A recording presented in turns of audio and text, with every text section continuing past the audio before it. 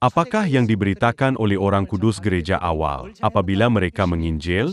Lihatlah Perjanjian Baru dengan berhati-hati, terutamanya buku Kisah Para Rasul.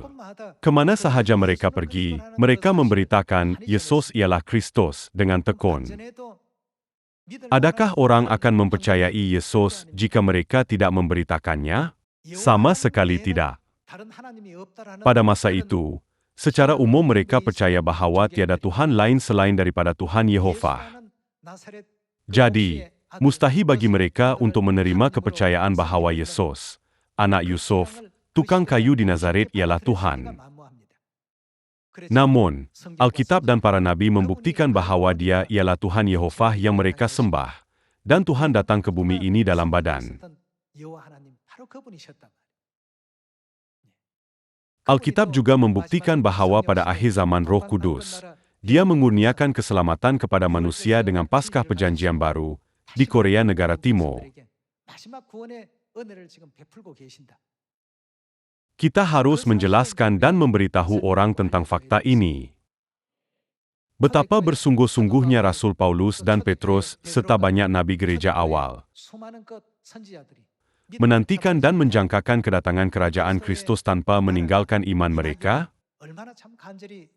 Kerana kita mempercayai Kristus Ansang Hong, itu tidak bermakna kita tidak mempercayai Yesus. Kerana siapakah Kristus Ansang Hong? Dia ialah Yesus Kristus yang datang ke bumi ini pada 2000 tahun dahulu. Oleh itu, kita ialah orang yang benar-benar mempercayai Yesus. Apabila kita memahami dengan jelas nama Bapa, Anak dan Roh Kudus, rahsia keselamatan Tuhan didedahkan.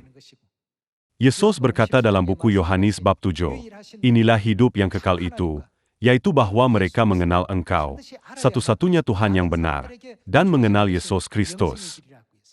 Siapa boleh berkata bahwa mereka percaya kepada Yesus tanpa mengetahui nama barunya?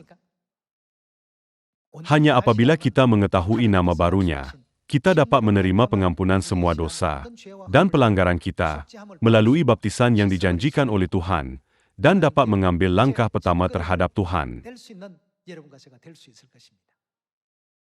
Mari kita lihat buku Yesaya bab 43 ayat 10. Mari kita lihat.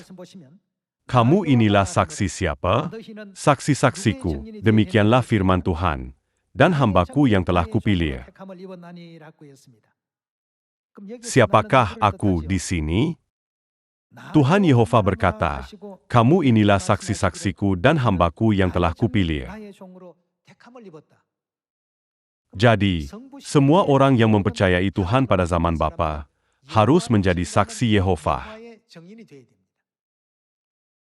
Jika kita membahagikan kerja penyelamatan Tuhan menjadi permulaan, pertengahan, dan akhir, permulaan ialah zaman Bapa, pertengahan ialah zaman Anak, dan bahagian terakhir ialah zaman Roh Kudus.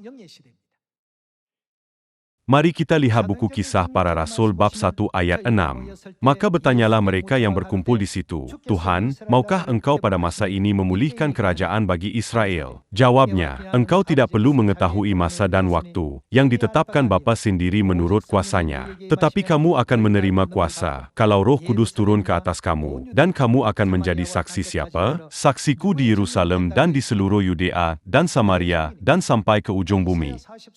Buku Yesaya bab 43 ayat 10 mengajar kita untuk menjadi saksi Tuhan Yehova. Tetapi dalam Kisah Para Rasul bab 1, kita harus menjadi saksi siapa? Yesus berkata, "Kamu akan menjadi saksiku." Maksudnya, saksi Yesus.